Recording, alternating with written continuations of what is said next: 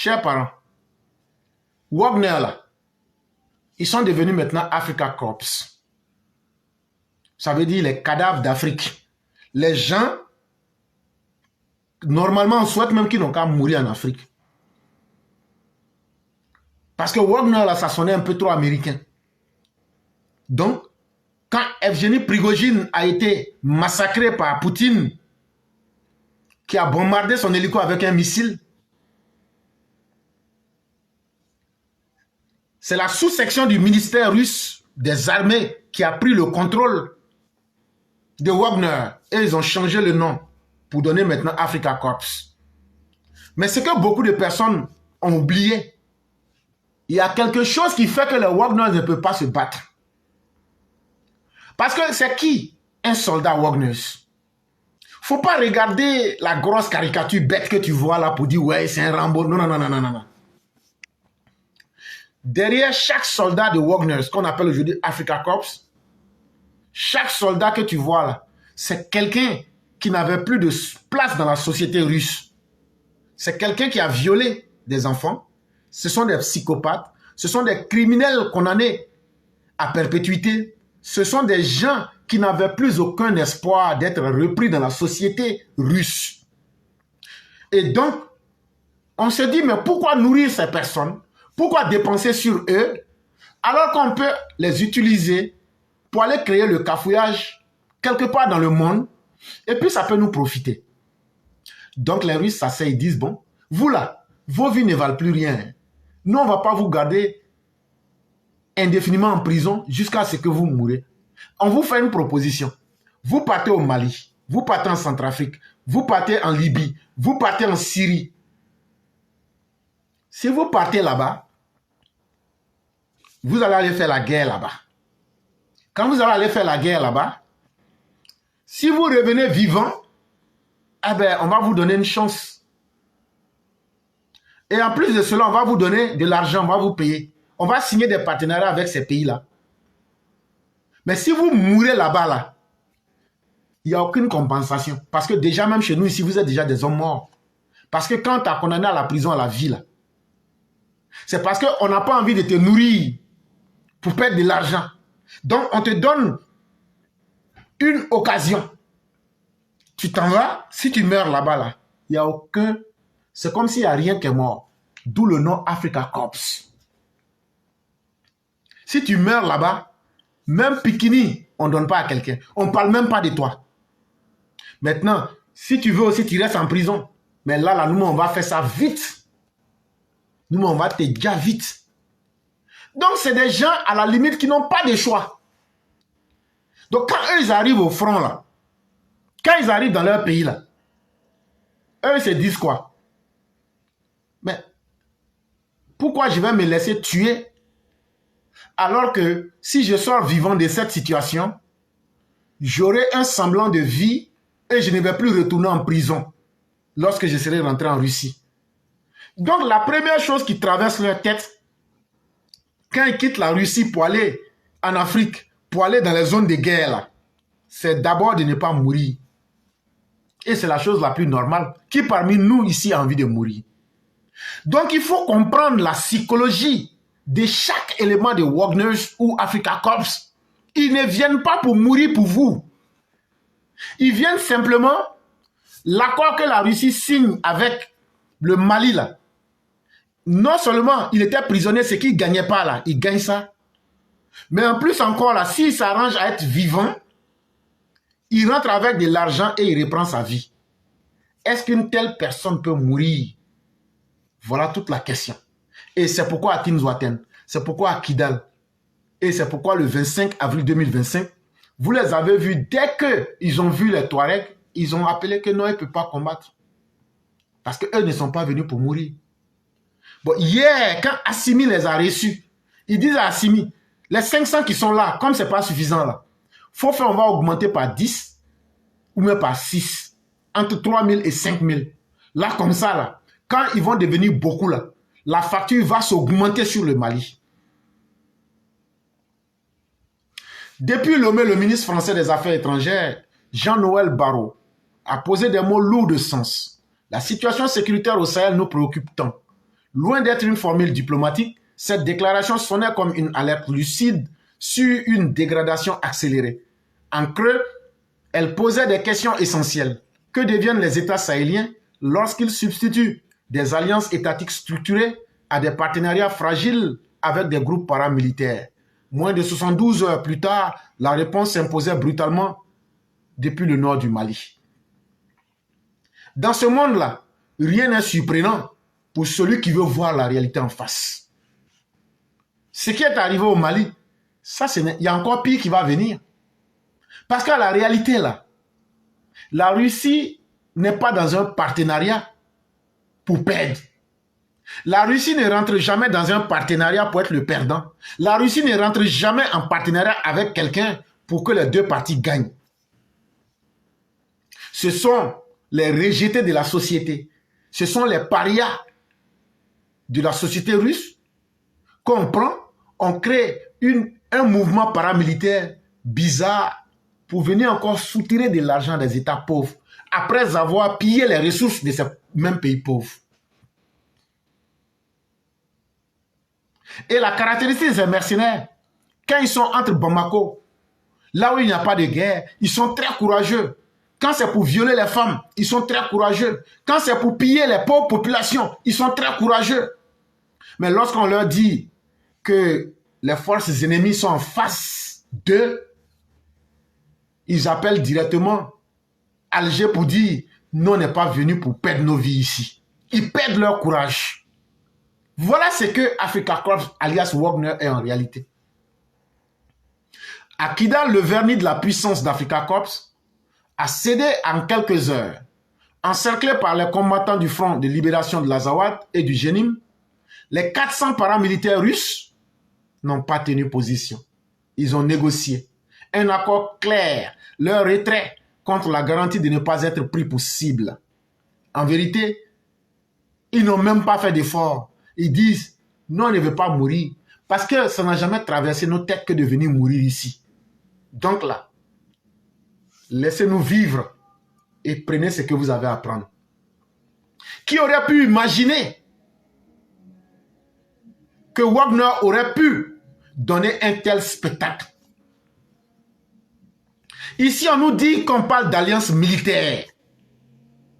Et on a vendu aux Maliens le rêve que Wagner est constitué d'hommes invincibles.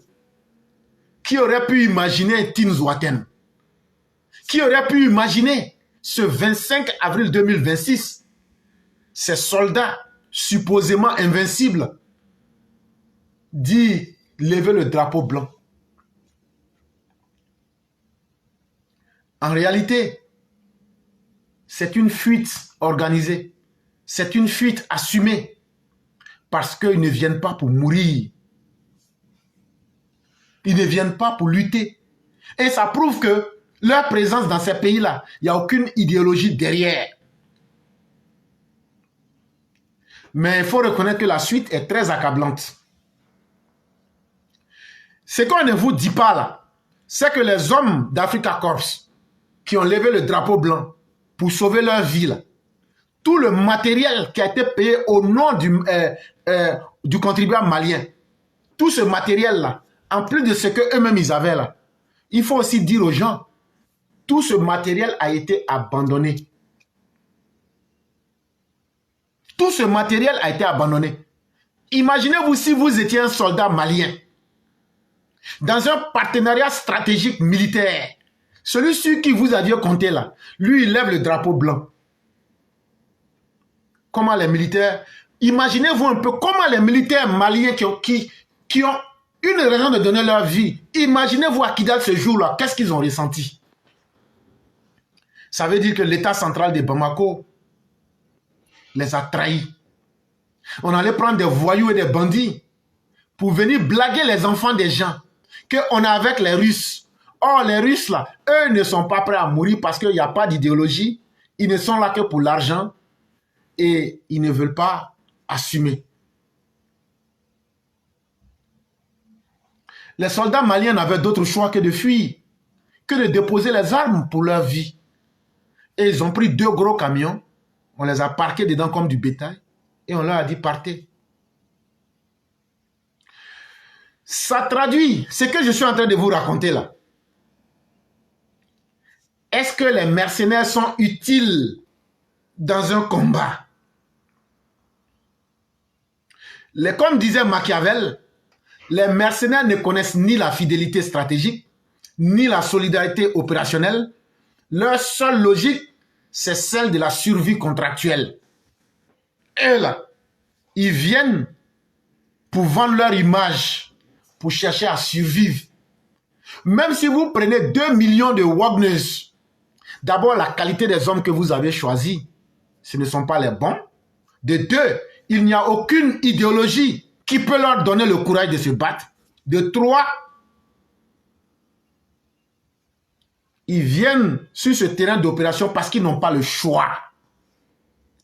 Quand quelqu'un est dans une situation où il n'a pas le choix, la première chose qui rentre dans sa tête, c'est comment échapper à cette logique. Et c'est pourquoi ils sont dans la survie contractuelle. Parce que eux-mêmes, quand ils se retrouvent au Mali, quand ils se retrouvent en Centrafrique, quand ils se retrouvent partout, la première chose qu'ils font, regardez comment ils ont fui la Syrie. Regardez comment ils ont fui la Libye. Et regardez comment ils ont fui à Kidal. Regardez comment ils ont fui Tinzouaten. Ils ont toujours fait des naufrages militaires. Mais c'est ça la réalité. La grande différence entre eux et les soldats maliens et les gens du FLA, c'est que les soldats maliens et le FLA, eux, ils ont une raison. C'est ce qu'on appelle une idéologie. La seule raison qui active les Wagners, c'est qu'ils n'ont pas le choix. Et quand ils se retrouvent de Tessalit à Tombouctou, de Ber à Labezanga, mais ils font vite de déserter les positions, ils abandonnent le combat. En réalité, il faut le dire et il faut l'accepter. C'est une dynamique qui inquiète. C'est un problème inquiétant.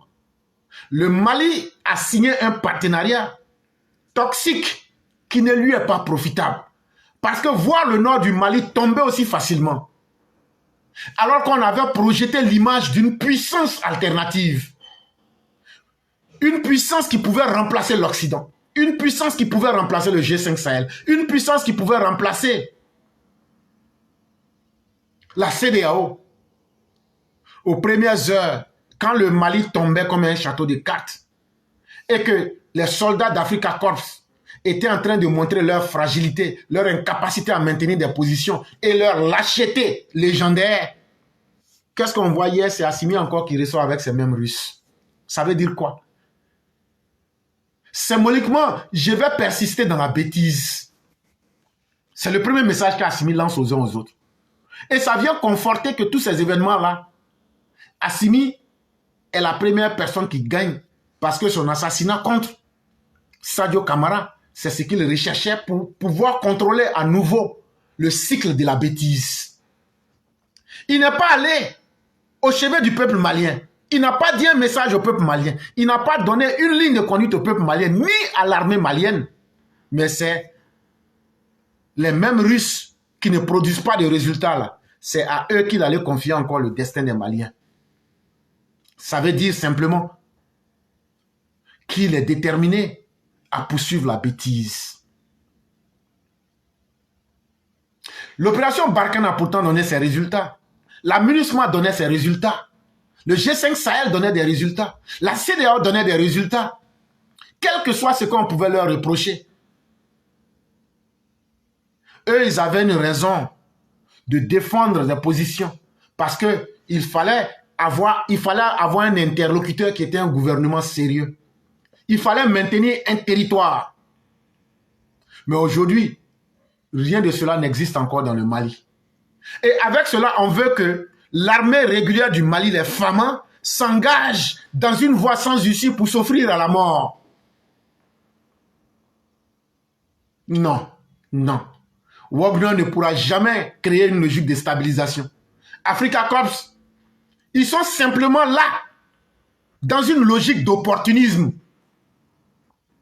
Tant qu'ils peuvent gagner de l'argent, Et tant qu'il peut piller les ressources du Mali, l'engagement va dépendre des rapports de force sur le terrain. Dès qu'ils ne peuvent plus, ils baissent les bras. L'épisode de Kidal n'est pas un simple réveil militaire. L'épisode de Tinzouaten en 2024 n'était pas un film, c'est de la réalité. Et ces faits-là sont en train de nous révéler la nature véritable de ces gens. C'est en réalité des groupes de lâches qui signent des partenariats avec des États faillis, des États voyous. Et ces mercenaires qui ne sont en réalité que des gens qui viennent pour gagner leur survie. Quelqu'un qui te dit, je profite de ma présence pour gagner une raison de survivre et de ne plus retourner en prison dans mon pays. Si lui meurt là, qu'est-ce qu'il a gagné? Rien. Donc leur premier objectif en venant là, c'est pour venir racheter leur liberté dans leur société russe et non de mourir pour aller au paradis. Et c'est pourquoi, chaque fois que la pression va monter, vous allez voir ces soldats de Africa Corps, ils ne vont ni défendre le territoire malien, ni défendre les Maliens, ils vont toujours négocier leur propre sortie. Poutine Zouaten les avait surpris, la violence les avait surpris. Et donc là, même si vous envoyez 10 000 Wagner, mais 100 000 Wagner, il y a des problèmes. Ce ne sont pas les bons hommes. Ce sont des repris de justice, ce sont des marginaux qui viennent pour racheter leur liberté. Et donc là, ils n'ont pas intérêt à mourir. Et la question que ça pose, au lieu d'aller batifoler et se carapater avec les Russes, les mêmes résultats vont toujours produire les mêmes conséquences. L'échec ne peut produire que l'échec.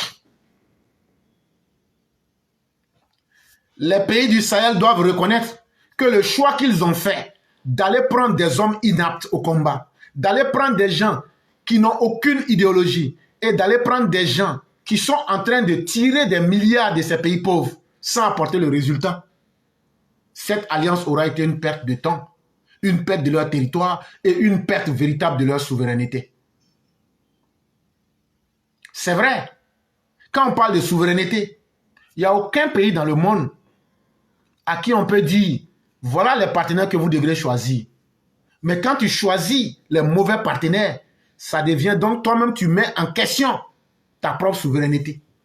Tu mets en question ta propre responsabilité.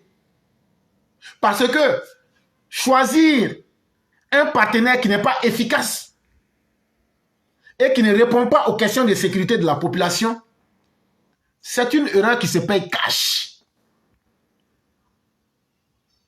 Confier une mission à un groupe de voyous qui vient pour racheter sa propre survie, c'est introduire le Mali et le Sahel dans une équation sécuritaire dangereuse. Et ça là, on n'a pas besoin d'aller à l'université pour comprendre cela. Et ce qui est arrivé le 25 avril 2026, avec la débâcle et les Wagners qui ont levé la main, ça doit être un électrochoc. Ça doit signifier à tous les pays de l'AES qu'on ne sous-traite pas sa sécurité avec des gens qui n'ont pas de loyauté. On ne sous-traite pas le destin d'un pays avec des gens qui viennent sacrifier leur temps pour gagner leur survie dans leur pays d'origine. Ces personnes-là ne vont jamais mourir, sauf si la mort les surprend. Mais c'est là que vous constatez qu'il y a une grosse escroquerie. On nous fait croire que c'est avec des États structurés, des États qu'ils ont signé des deals dans un cadre pour essayer de lutter contre une menace. Au Burkina Faso, plus de 2 milliards de dollars ont disparu, soi-disant qu'ils ont signé des partenariats, mais ça n'a donné aucun résultat. Le résultat qui a été toujours obtenu, c'est l'abandon, c'est la défaite, c'est les drapeaux blancs. Et c'est toujours la force qu'on donne à l'ennemi. Hé, chers Maliens, chers Haïtiens, on ne peut jamais mettre en place un pays avec les coups d'État. Et on ne peut jamais apporter la paix dans un pays avec les mercenaires. Ça n'existe pas. Si les mercenaires t'aident à obtenir la paix, là, Après là, ils deviennent plus chers que ta paix même. Parce qu'ils vont s'imposer à toi. Et ils vont te rappeler chaque fois que c'est eux qui te maintiennent en paix. Et ils vont te demander un prix qui est plus élevé que la paix qu'ils t'ont donnée. Allez lire le petit livre de Nicolas Machiavel. Vous allez comprendre. Et ce n'est pas un fait nouveau. Ce n'est que l'histoire de l'humanité qui se répète. Mais vous ne voulez simplement pas voir et croire. Un gouvernement qui est incapable de protéger son territoire, ce gouvernement-là met en danger sa population. Ce gouvernement met en danger son ministre de la Défense, comme ce qu'on a vu au Mali. Après l'assassinat du ministre de la Défense, là, qui peut encore dire que ça vient en sécurité au Mali? Un ministre de la Défense qui n'est lui-même pas protégé. C'est toi, le citoyen lambda, qui sera protégé? Est-ce qu'on pense aux victimes des attaques djihadistes? Est-ce qu'on pense aux Maliens qui vivent constamment dans la peur? Et la question que cela pose aujourd'hui, est-ce que la zone du Sahel pourra sortir de ce désastre s'il n'y a pas un véritable changement politique? Est-ce qu'on peut lutter contre le terrorisme si nous n'avons pas un gouvernement légitime, un gouvernement respectable, un gouvernement qui tient ses engagements? Est-ce qu'on peut lutter contre le djihadisme et le terrorisme s'il n'y a pas une justice, s'il n'y a pas un respect des lois, si on ne crée pas les perspectives d'avenir pour les jeunes? Ça vous surprend? Vous n'avez pas vu le samedi matin là? Comment se fait-il que c'est les premières vidéos qui ont sauté partout? À Bamako, les gens filment les terroristes. Les terroristes ne tirent pas sur eux. Pourquoi vous nous prenez pour nous mettre en image? Ça veut dire que les gens ont accepté le fait. Nous là, ce n'est pas les images là, nous on regarde. Mais c'est le symbole pour comprendre là que nous on regarde. Comment des gens qui disent qu'ils n'aiment pas les terroristes sont rentrés à Bamako. Ce sont les populations qui sont en train de filmer et qui postent les images. Et les terroristes eux-mêmes, sachant que le terrorisme n'est pas une bonne chose, normalement quand tu fais quelque chose qui n'est pas bien, quand quelqu'un te filme là, tu dois dire à la personne, il faut arrêter. Eux-mêmes ils disent non, ils disent rien. Ça veut dire qu'il y a une complicité entre les populations. Les populations ont accepté parce qu'aujourd'hui, ça veut dire que les populations préfèrent les terroristes que vous-même qui êtes au pouvoir. Parce que tout ce que vous avez dit là, vous n'avez aucune légitimité, vous êtes des braqueurs de pouvoir, vous ne respectez pas les lois, il n'y a pas de justice, il n'y a pas de perspective d'avenir pour les jeunes. Donc il n'y a pas de souveraineté. Parce qu'il n'y a plus rien à défendre. Vos territoires sont en train de tomber. Est-ce qu'on peut parler de souveraineté s'il n'y a pas la souveraineté? Ça s'exerce sur un territoire, mais vous n'en avez même plus. À part le petit sud, les 245 km de Bamako, là, vous n'avez plus de territoire. Donc de quelle souveraineté parlez-vous? Et le peuple a fini par comprendre que les Wagners, là, ce que vous leur avez dit là, eux-mêmes on les a vus à Tinzouaten, on les a vus à Kidal, on les a vus en train de fuir. Donc finalement le mythe est tombé. La paix là, ça se construit quand on a de la légitimité. La paix, là, ça se construit quand on a du temps. Or, la jeune n'a pas du temps. Est-ce que ce que j'ai dit là, c'est difficile à comprendre? La jeune là sait que tôt ou tard, là, eux, ils ne seront pas là. Ils n'ont pas le temps. Et ils ne sont pas courageux. Parce que la réalité, elle en face aujourd'hui. Si c'est une armée courageuse, là, qu'ils donnent les résultats. Parce qu'aujourd'hui, les résultats qu'on voit, où on peut abattre un ministre de la défense, on ne peut plus nous parler de courage militaire. C'est une défaite militaire sanglante et cinglante. Et c'est une défaite politique pour tout l'AES. Boire le calice jusqu'à la lie. Ne dit-on pas que derrière un grand homme se cache une grande femme? Si la femme de Sadio Camara, ministre de la Défense du Mali, n'a pas su arrêter son mari dans l'organisation d'un putsch, elle aurait pu lui faire entendre raison, car depuis 5 ans, pour qu'il se retire et se réoriente sur le droit chemin. Que devons-nous accuser? La femme, bien sûr, car la grandeur ici de la femme n'est pas physique, elle est dans l'honorabilité. Quand une femme encourage son mari au cours d'un braquage de pouvoir d'État, elle peut y perdre la vie. Nous ne sommes pas en train de nous réjouir de la mort de toute une famille. mais nous évoquons ce cas pour qu'il serve d'exemple aux autres femmes. Car une femme d'un colonel putschiste est elle aussi putschiste. Quelle fortune n'ont-ils pas mis de côté durant les 2 premières années du coup d'État? Il a fallu la gourmandise exacerbée d'une vie luxueuse dérobée, s'attarder dans ce gouvernement illicite jusqu'à la mort de l'époux, de l'épouse et des enfants. C'est ce qu'on appelle boire le calice jusqu'à la lie.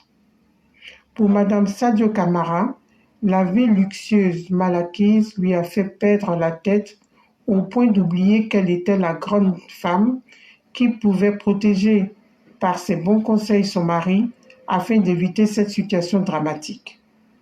Chères sœurs, chères mères, n'oublions pas que nous sommes capables de changer le cours des événements et de nos familles, car si nous femmes prenons nos responsabilités auprès de nos hommes, ils en sortent grandis. Merci. Texte coécrit avec Mère Blanc et Mère Nefertiti. Vive les EPV, vive le Prador dans la santé et la longévité, vive la Côte d'Ivoire vers son développement. Aimons-nous vivants. Mère Nefertiti, à bientôt. Merci infiniment, Mère Nefertiti. Merci à toute la classe éclaireur pro vérité et merci à tous les esprits éveillés. Je ne sais pas si vous vous souvenez, il y a peut-être 3 ou 4 semaines, je ne sais pas si c'est Mère Blanc, mais c'est Mère Nefertiti qui avait parlé des femmes des putschistes. Je ne sais pas s'il y a quelqu'un qui se souvient ici. C'était comme de la prémonition. C'était comme si elle annonçait ce qu'on a vu le 25 avril 2025. Et aujourd'hui, quand Maman Nefertiti vient pour relire ce texte-là, ça me fait penser exactement. C'est comme si nos mamans avaient su ce qui allait se passer. Et je me souviens, elles avaient dit et utilisé le texte sur ces putschistes-là, les femmes de ces putschistes. Voyez-vous, il n'y a pas de mystère. Ce que tu sèmes, tu récoltes là. Ça veut dire, chacun sera le maître de la moisson de ses actes. Pourtant, la vie n'est souvent pas aussi compliquée qu'on le voudrait. Hein? Un homme là, tu as beau être l'homme le plus fort là. Si tu veux, il faut aller braquer banque ou il faut détourner l'argent. Ta femme là, elle a le pouvoir et la capacité de te dire, moi je ne prends pas cet argent et je ne donnerai pas cet argent aux enfants. L'homme qui allait voler me braquer là, lui-même il sera découragé. Une femme intelligente peut faire changer un homme d'une manière ou d'une autre. Mais non, on s'ajoute à son mari pour piller un peuple qui est déjà pauvre, pour créer plus de désolation, pour voir les enfants des autres mourir. Et on pense que c'est comme ça qu'on va bien vivre et qu'on va s'en sortir. Chère mère, je le dis et je le répète, ce qui est arrivé à Sadio Camara, là, ça l'a lépé même. Ça l'a loupé même. Je veux voir Simi être égorgé comme un mouton.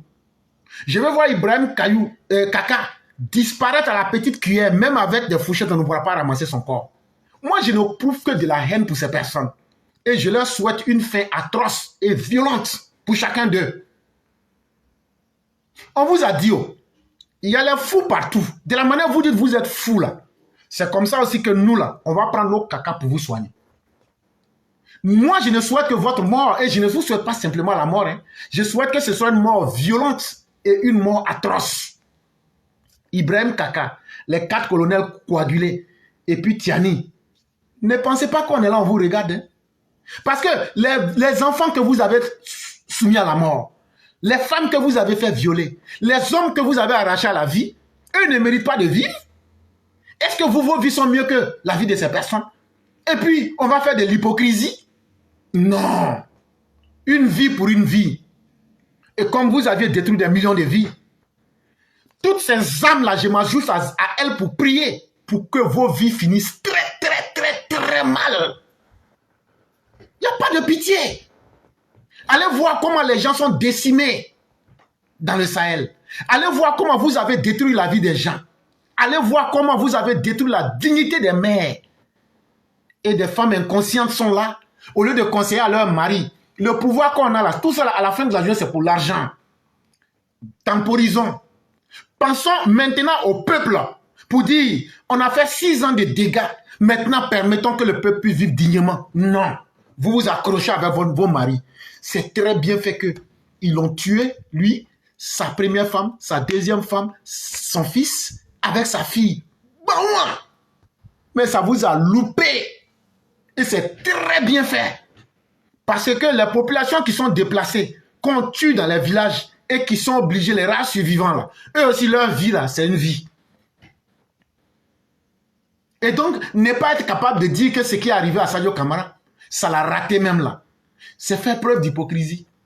Il faut avoir le courage de le dire, ça l'a loupé. Mais que Dieu fasse que pour Assimi et pour les autres là, ça n'a qu'à être encore pire que ce qu'on a vu. Pour Ibrahim Kaka lui-même là, lui-même il sait qu'il ne va pas vivre. Lui-même il sait. Cher Malien, est-ce qu'on peut dire que vous êtes tombé amoureux de votre bourreau? Parce que nous vous voyons en train de pleurer la mort de Sadio Camara. Mais ce Sadio Camara là, il n'a pas pensé à 2 fois. Lorsque il a fallu mettre en prison des pauvres femmes comme Rose Poivron et Phyllis Sissoko, Rasbat, ainsi que tous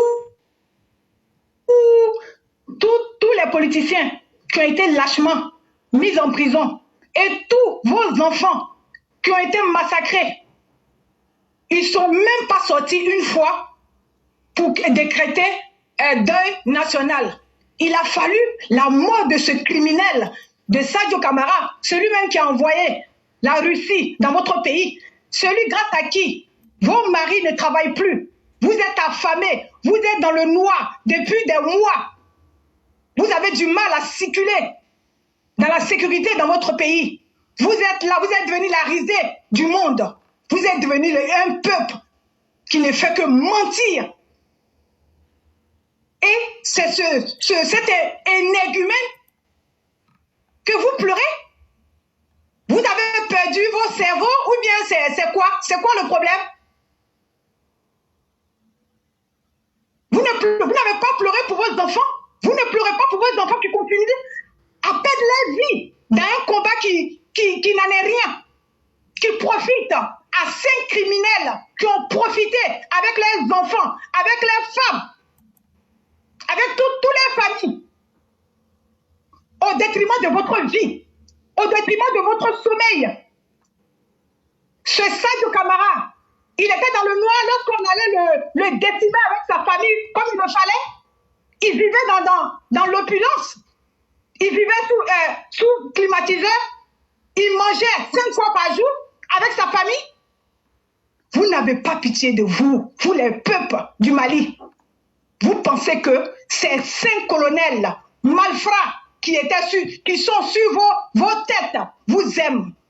Et ce Assimi Goïta, l'homme qui fuit lorsqu'on a besoin de lui, lorsque son peuple a besoin de lui pour les surveiller, pour les garantir la sécurité, et il apparaît lorsque tout est fini. Le médecin après la mort, celui qui ne parle pas, celui qui profite, celui qui met en danger sa population au détriment de sa petite personne. À partir du moment que Assimi Goïta est tranquille, il a sa belle femme auprès de lui, il a sa petite famille qui mange bien, qui dort bien, avec ses autres criminels, tout va bien. Vous les Maliens, vous pouvez mourir de votre belle mort, ce n'est pas leur problème. Et Assimi Goïta, nous ne voulons pas de ta famille en Côte d'Ivoire. Tu as manqué de respect à notre président. Tu as montré aux gens que notre président, Monsieur Son Excellence Alassane Dramane Ouattara, était celui qui était contre les Maliens, alors qu'il n'en est rien. Vous avez menti pour dire que nos armements, que nous avons payés dignement, que ces armements-là étaient loués. Et aujourd'hui, vous pleurez, vous voulez qu'on prenne nos armements-là pour venir vous sauver. Jamais cela n'arrivera. Donc, Assimi Goïta, tu ferais mieux d'attacher ton képois, comme on le dit chez nous, et puis protéger ta famille. Parce que c'est à cause de toi, ainsi que tes autres complices, que le Mali se retrouve dans cette souffrance. Quand on confie sa vie aux incapables, aux fanfaronneurs, à ceux qui se jouent des défenseurs des Africains, alors qu'ils ne font que profiter de la pauvreté, de la naïveté de leur peuple pour s'enrichir, vous ne pouvez que vous entendre à ces genres de situations. Comme on le dit, nous les Ivoiriens, nous sommes très heureux avec notre président, son excellent Alassane Dramane Ouattara. Nous sommes très heureux avec notre ministre, vice-président, M. Téné Brahima, qui nous protège bien. Nous sommes très heureux de toutes ces belles personnes qui travaillent auprès d'eux et nous prions toujours Dieu pour que Dieu puisse toujours garder les mains sur eux parce que c'est grâce à ces personnes-là que nous les Ivoiriens, nous sommes heureux et nous vivons très bien dans notre pays. Vive la Côte d'Ivoire, vive le président Ouattara, vive notre ministre, M. Téné Brahima, ainsi que tous ceux qui travaillent auprès de vous et vive le professeur éclaireur pro vérité ainsi que la classe éclaireur pro vérité. Si Dieu le veut, on continue le combat.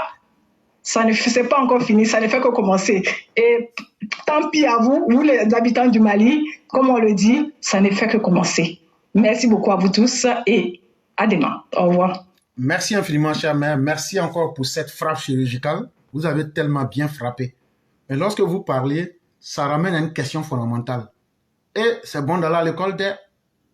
La réflexion que vous aviez effectuée là. Maman, si tu n'es pas allé à l'école, comment tu peux réfléchir comme ça? Eux là, on leur a dit que c'est Assimi qui va les sauver. Mais eux ne se demandent pas, c'est quoi en faire pour sauver quelqu'un? Ils ont tellement été habitués au malheur qu'ils pensent que c'est le malheur qui va venir les sauver. Ce sont les Sadio Camara, ce sont les Assimi, ce sont les Ouagué, ce sont les Modibo Kone, c'est eux les ennemis du Mali. Eux là, c'est de cette situation de violence-là qu'ils vivent. Sans cette violence-là, vous n'allez pas survivre. Et eux là, eux ne peuvent pas rester au pouvoir. Voilà toute la réalité qui est en face de vous. Mais vous n'êtes pas suffisamment intelligent pour comprendre cela. Et les gens ne font que vous mettre dans la farine. Si ça vous plaît. En tout cas, que celui qui était votre bourreau aujourd'hui, vous regrettez sa mort. Ça veut dire que ce qui vous est arrivé, vous n'avez pas encore tiré les leçons. Et c'est pourquoi moi j'ai dit, un peuple qui ne sait pas faire la différence entre ce qui peut l'arranger et ce qui ne l'arrange pas là. Ce peuple est un peuple maudit et il faut aider la malédiction à le corriger. Et nous sommes d'accord que ce qui s'est fait là, ce n'était qu'un échantillon. Et qu'il y a papa et maman de ça qui arrivent. Comme c'est ce que vous souhaitez. Vraiment, merci beaucoup, chère mère. Et surtout, merci pour la prière effectuée pour le président Alassane Ouattara, pour le vice-premier ministre, et pour tout le gouvernement ivoirien, qui sont en train de montrer qu'un gouvernement sérieux se met au service de son peuple pour produire des résultats. Ce gouvernement qui fait notre dignité, ce gouvernement qui provoque la jalousie et qui fait qu'il y a des boutons qui poussent sur le visage des gens de l'AES. Quand ils voient nos développements là, ça fait qu'il y a des boutons qui poussent sur leur visage. Ce n'est pas nous notre problème, nous on avance. Vous vous reculez seulement. Continuez d'applaudir ceux qui vous mettent dans les gouffres. Continuez d'applaudir ceux qui vous mettent dans le malheur. Parce qu'à la fin de la journée, là, nous, on ne vous regarde qu'en télévision et ça ne nous fait ni chaud ni froid. Merci beaucoup, chère mère, et que la grâce de Dieu nous accompagne. Amen. Au revoir. Merci beaucoup. Des gens, des analphabètes drogués, parce qu'ils ont appris à manipuler des âmes, qui se donnent un destin de pouvoir, à eux seuls, sortir l'Afrique, libérer l'Afrique. Mais comment une personne qui n'a pas fréquenté les grandes universités, qui n'a pas été, je veux dire, au contact de la gestion et de la chose politique, se permet de dire ça et croit que lui, le simple fait de dire ça et le simple fait d'avoir des armes, il peut sauver tout un continent. Et ces voyous le suivent, des ignorants, des gens avec une mauvaise intention vis-à-vis des autres, des gens, des gros jaloux, des gros envieux, des escrocs, des gens qui n'ont aucune parole. Moi, je vous dis, hein, je ne connais pas les autres, mais les Maliens, là, ne faites pas affaire avec les Maliens. C'est des gros, surtout même si vous êtes Ivoirien, c'est des gros jaloux, c'est des gros envieux, c'est des gens, quand tu essaies de faire une affaire chez eux, la première idée qui leur vient dans leur tête, c'est de t'arnaquer ou de t'escroquer. Et ils vont sortir des gros djoulas là-bas. Wallahi, billahi, talahi,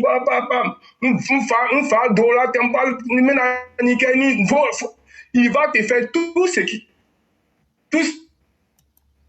qu'il peut dire là pour t'impressionner. Mais une fois que ton argent rentre dans sa main là, mon cher, alors, il faut avoir du cardio. Même ton cardio même ne suffira pas. Donc, tout ce qui leur arrive là, on dit, Dieu ne change pas en lui, Dieu ne change pas un peu, tant que ce peuple-là ne change pas ce qu'il y a en lui. Donc, c'est la loi naturelle des choses. Et moi, je ne suis pas un prophète. Mais ce qui les attend là, s'il n'y a pas deux leaders qui tombent dans ça là, vraiment, on verra le reste. Le reste appartient à Dieu. Mais ces gens-là, ça ce qu'ils ont vu, ce n'est que l'échantillon de ce qui les attend. Que Dieu nous garde, que Dieu préserve la Côte d'Ivoire, que Dieu donne la sagesse à notre grand-papa, le papa honorable, le papa, je vais dire unique dans son style, dans sa façon, le grand monsieur. Que Dieu donne la force et le courage à ses collaborateurs directs. Que la Côte d'Ivoire reste en paix, que les Ivoiriens restent en paix, et que les Ivoiriens prennent conscience, que nous prenions conscience de la chance que nous avons d'avoir ce grand monsieur, et que nous devons le choyer, nous devons nous occuper de lui, nous devons le protéger, parce que Dieu, lorsque Dieu nous donne quelqu'un de grand, et que nous ne savons pas l'entretenir, nous en occuper, et que ce monsieur-là, si la colère de Dieu nous retombe dessus, ça ne sera pas bon. Mais fasse Dieu que nous ne soyons pas la risée de nos ennemis. Parce que la Côte d'Ivoire aujourd'hui est trop convoitée. Rappelez-vous, pendant l'époque du Byzantin Seprou, vous voyez comment est-ce que les autres pays là nous aimaient, parce que la Côte d'Ivoire allait très mal. Les autres pays aimaient la Côte d'Ivoire. Pourquoi? Parce que la Côte d'Ivoire allait très mal. Mais aujourd'hui, pourquoi ils nous haïssent? Parce que la Côte d'Ivoire va très bien. Rappelons-nous de cela. Que ce soit au Ghana, que ce soit au Mali, au Burkina, le Burkina de maintenant en tout cas, que ce soit en tout cas tous les autres pays qui nous entourent, même au Sénégal, on n'est pas aimé. Pourquoi? Parce que pourquoi nous on s'en sort, eux ils s'en sortent pas. Rappelons-nous de cela et arrêtons d'être naïfs. Les babos là-même, eux-mêmes, ils doivent prier pour que le président reste en vie. Parce qu'eux-mêmes, ça y va de leur survie. Voilà ce que j'aimerais dire. Que Dieu bénisse la Côte d'Ivoire, que Dieu bénisse tous les Ivoiriens, que Dieu bénisse tous ceux qui aiment Papa Ado. Ceux qui n'aiment pas Papa Ado, que Dieu les maudisse à jamais. Merci mon grand-oncle. Merci infiniment, cher grand-maître Yann. Merci pour cette belle conclusion. Merci pour la qualité de tous les intervenants ce jour. Merci à toute la classe éclaireur pro-vérité. Merci au président Ouattara. Merci à toute la Côte d'Ivoire de la dignité. Et que la grâce de Dieu nous accompagne. On se retrouve demain pour la voix du militant. Merci beaucoup. Merci mon grand-oncle. Je vous en prie.